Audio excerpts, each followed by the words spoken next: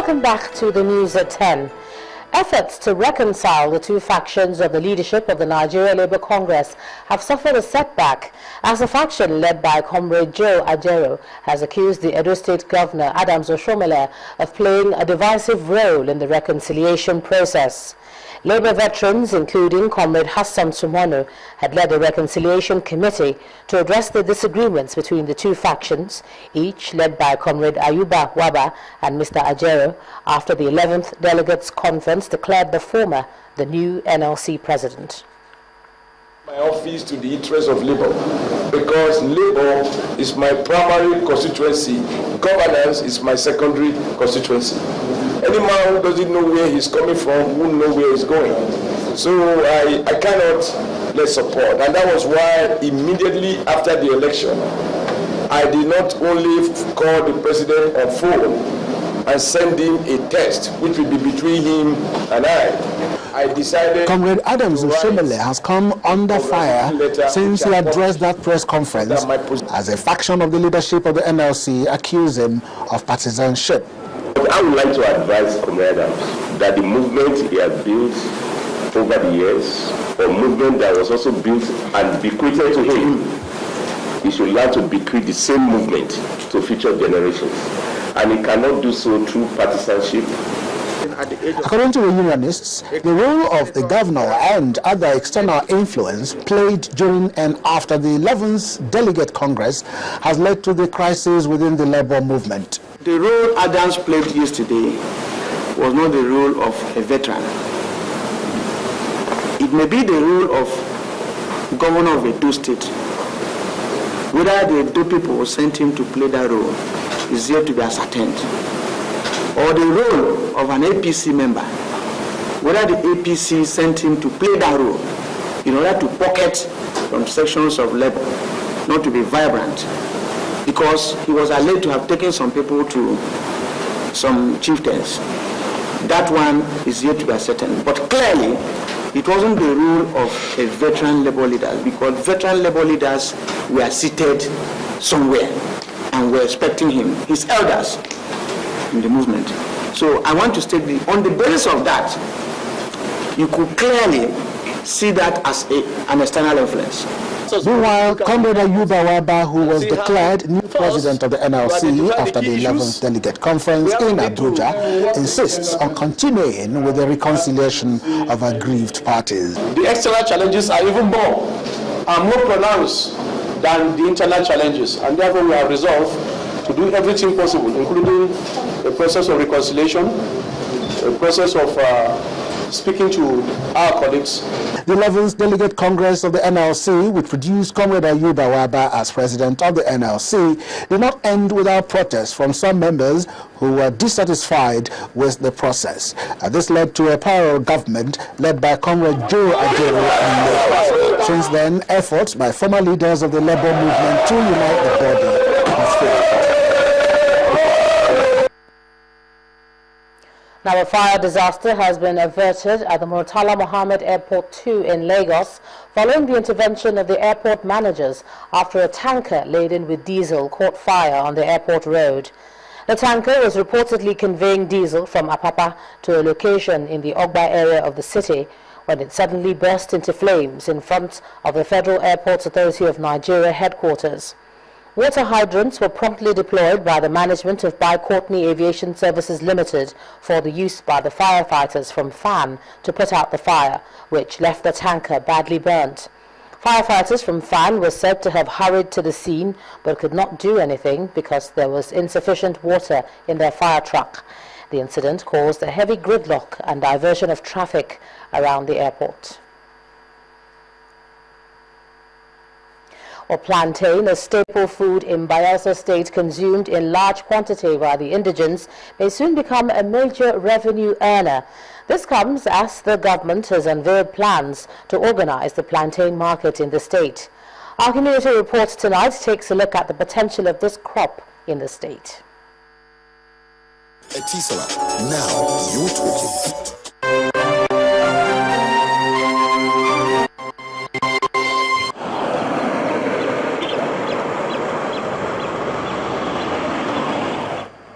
Bayelsa State has an abundance of loamy soil and is home to this food crop, plantain. As you approach the gate into the state, plantain growing amongst weed is the sight that welcomes you into Yenagoa, the Bayelsa State capital. It's not just the plant you see. The fruit of this plant is also always present at every corner. Aside from the plants flourishing in the fields, you also see vehicles filled with plantain either being taken to various destinations within the state or exported to other parts of the country. For a food crop that flourishes on her soil, Bayelsans have over the years made plantain a major part of their daily meal. Plantain can be prepared and eaten in different forms. It can be boiled, fried, grilled, or roasted. But make no mistake, whichever form plantain is prepared, especially when roasted and garnished with fish and pepper sauce, it's a meal most Bayelsans relish. Ball is a food that we eat normally in this area. And for the fact that we produce plantain much in this area, and we are used to plantain. So some of us, we take it as our meal. And this is a normal joint that I usually come. I've been enjoying, at least this is one of the oldest joints in the state here. Not everybody just jump in time, must to take you time for the main time. But the first day I start this market, all my fish born foods. The first day. No sabi and dance. No sabi. Ed nutritionist Nkiru Obiozo sheds more light on the nutritional and medicinal benefits of plantain. It's very rich in carbohydrates. It's very low in iron. It's also a rich source of potassium. And it's very good for diabetic patients in that the glycemic index of plantain is not high. The high demand for roasted plantain has a positive effect on business as bulk plantain sellers have to constantly supply these vendors. At the moment, it looks like this Bolu business has not caught the eye of the Bayelsa state government as part of the state's economy, but the Commissioner for Agriculture, Thomas Commander, clears the doubts and reveals government's plans for the plantain business. We have gotten in collaboration with experts who is setting up the structure to train our rural farmers so that each rural farmer, having been trained, will be able to rapidly produce many suckers of banana and plantain. And these banana and plantain suckers being produced will be disease-free. And therefore, once they are planted, the issue of disease infection and yield will be high. For a plant that enjoys such patronage in Bayelsa state, it's expected that its potentials will be fully harnessed by both the government and private sector in order to boost the economic growth of the state.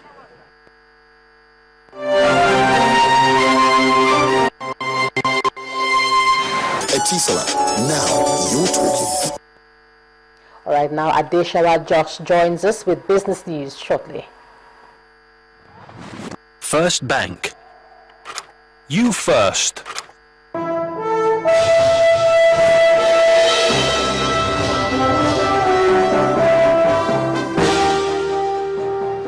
Hello, good evening. Welcome to Business News. I am Adeshawa Josh. A committee has been set up to brainstorm on how to actualize the Capital Market Master Plan report of the Securities and Exchange Commission. The committee was put together at the first quarter Capital Market Committee meeting, which took place in Lagos. At the meeting, several issues in the capital market, such as the direct cash payment, demutualization and dematerialization, were discussed, and other subcommittees were initiated on them for result-oriented reasons. The Acting Director General of the Securities and Exchange Commission, Munir Guazo, said the next meeting of the committees is expected to produce results on some of the key issues that were discussed. We want to see that when a client sells his shares, the proceeds are directly credited to his own account. When we start implementing that, we'll also be able to achieve the lower settlement period from what we have now, which is T+3. We now have maybe T+1 or T+2. Then we look at the issue of dematerialization in the market. This is an issue that has been ongoing for the last 10 years probably in the market. This time around, we look at it and we say, look, We just have to implement it. And we set up a small committee. Why we have set a committee is because there could be some legacy issues that needed to be addressed. And so the committee would report to the House at the next meeting. Another very important milestone is the Capital Market Master Plan. You will recall we launched it last year in November. Now, we feel we need to jumpstart the Capital Market Master Plan. And what we've done was to cascade it into different quarters. So what are some of the low-hanging fruits that we can do in the next 3 months, in the next 6 months, in the next 9 months? So we presented to the House, and the House was very happy, very excited that we were looking at things that are easily, that can easily be done. And we presented to the House, and the House accepted. So in the next 2-3 months, we should be able to address some of the low-hanging ones. And by the time we come to the next CMC, we report to them, this is what we have done. All is now set for the second edition of the NSE Corporate Challenge, a walk, run or jog initiative of the Nigerian Stock Exchange, and it is aimed at creating awareness and raising funds for the fight against cancer. The annual program is in collaboration with the Committee Encouraging Corporate Philanthropy and is scheduled to hold on May the 16th at Onikon, Lagos. At a briefing with journalists in Lagos, NSE's head of Corporate Services Division, Bola Adeoko, reveals that the initiative has already yielded 12 million naira in donation towards the establishment of a cancer center. This event is the second edition of a NSE Corporate Challenge race, which started last year with a target of trying to do two things, working with CECP, which is the Community Encouraging Corporate Philanthropy, to do two things: raise awareness level around the scourge of cancer, as well as raise funds to purchase mobile screening centers that we strongly believe would help reduce the mortality rate. So between the effort leading up to the event and the follow-ups donations that had come in through CECP as well as the exchange, I think we're looking at about 12 million naira total. But to put it in proper context, for each of those mobile screening centers, they cost about $600,000 US dollars, which if you translate it to the current exchange rate, you're looking at about 120 million naira. So you can tell that while there's been some market progress made, there's still a long way to go. I'm sure looking forward to the challenge. Now, a total of 369,485 jobs were created across all sectors of the Nigerian economy in the last quarter of 2014. That's according to the 2014 fourth quarter job creation survey report recently released by the National Bureau of Statistics. Given a breakdown of the figures, the Bureau says 138,026 were recorded in the formal sector, 4,387 in the public sector, and 227,072 in the informal sector. Under the formal sector, the survey indicates that establishments owned by sole proprietors accounted for the highest number of jobs created, with 2,725 establishments.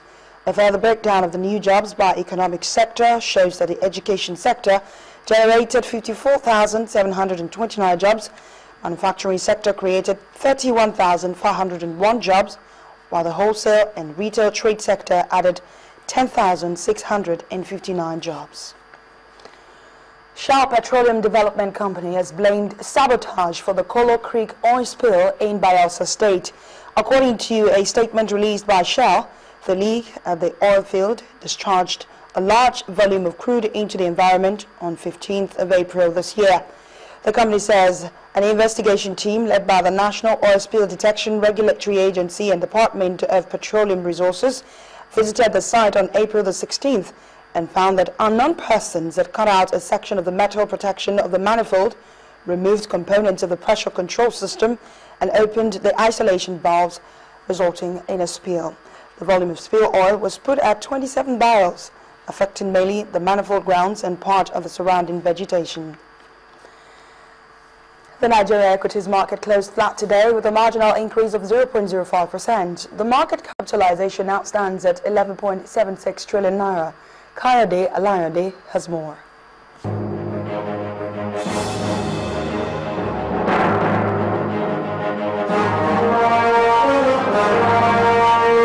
Hello and Welcome to the Stock Market Report. Key indicators at the Nigeria equities market ended midweek session on a flat note as the all-share index recorded a marginal increase of 0.05%. The key broad index stood at 34,529.46 with a market capitalization of 11.76 trillion naira. On the gainers list, the 7-Up bottling company took the lead with a 7 naira 85 kobo increase in the share price. Guinness Nigeria followed with 6 naira 1 kobo, while WAPCO added 2 naira 4 kobo. On the losers side, Nigeria Breweries shared 5 naira 82 kobo. Pharmaceutical giants GlaxoSmithKline followed with a 2 naira 81 kobo drop, while Stanbic IBTC lost 52 kobo. Bank stocks were the major contributors to market turnover, and UBA tops the list with 63.81 million units. When the closing gong rang, investors had exchanged 342.91 million shares valued at 3.49 billion naira in 5,500 deals. That's the stock market report. I'm Kayode Alayande. Thanks a lot, Kayode. Well, that's Business News Tonight. The news at 10 continues in just a moment. First Bank. You first. Still ahead on the news at 10, boardroom row at the National Sports Commission threatens Nigeria's participation in the International Table Tennis Championship.